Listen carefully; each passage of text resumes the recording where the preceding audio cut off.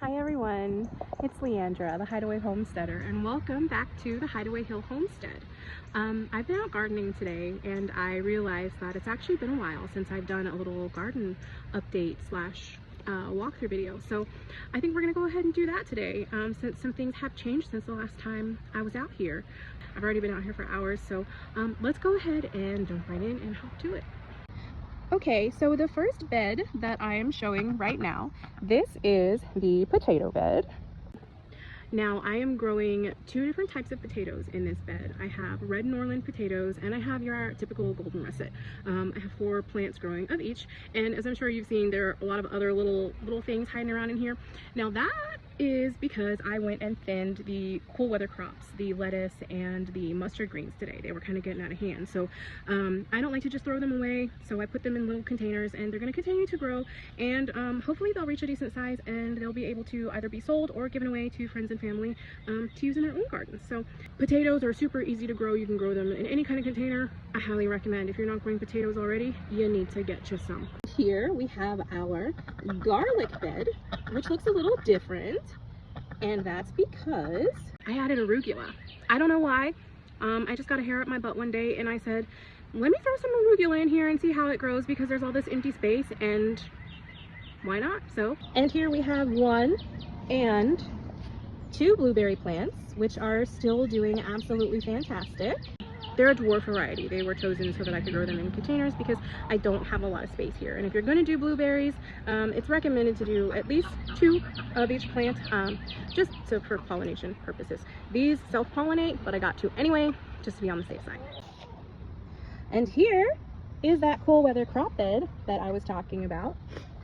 Right here we have lettuce, spinach, we have 2 different varieties of peas, more lettuce, and these are our mustard greens. Now, the lettuce that I have growing in this bed is called Grand Rapids, and I chose this one because it was highly recommended by a gardener that I watch, the Millennial Gardener. He mentioned this variety of lettuce for how well it grows, and let me say, it does not disappoint. That's why I had to thin it, because there was just so much growing in here, and I had the most awful time with lettuce last year, so that's why I planted extra. I planted a lot because I wanted it to grow, and then I ended up with far too much, so I thinned, and we're going to be giving some plants away as a result. But this bed has been doing wonderfully. The frost has not affected it at all, hence their cool weather crops. They do fantastic out here. And then we got 1 more bed to go. Let's go move on to that one. Our onions and basil and some tomato plants here. Now the basil's coming back from frost, and hopefully it does well, but we'll see. I actually had a lot of trouble with this bed because for some reason the squirrels keep getting in here and digging up the onions. At least they were. They seem to have stopped now that they're growing in bigger, but it was a fight. It was a fight to get these onions to grow. I had to keep replanting them because of the squirrels, but nonetheless, everything that I grew from seed is doing wonderfully. Now let's go talk about the plants that didn't make it real quick, and those would be my strawberry bushes. So I have new strawberry plants here. This frost completely destroyed the other ones. I forgot to bring them in. It was on me.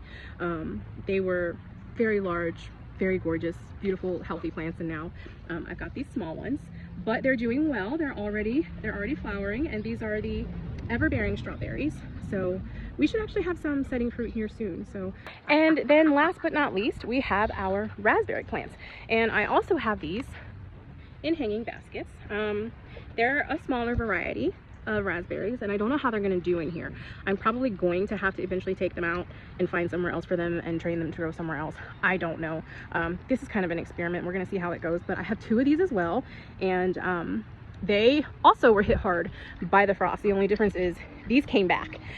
This plant here, this raspberry, this one lost all of its leaves. All of them, dropped all of them, but thankfully the root system and everything stayed alive. So friends, that is how the garden is currently growing. I water it every day to every other day. It just depends on how much sun we get. You know, I don't want to, this is the other strawberry plant. This one, I love it. It's beautiful. You know, I don't want to overwater these guys. So on and so forth.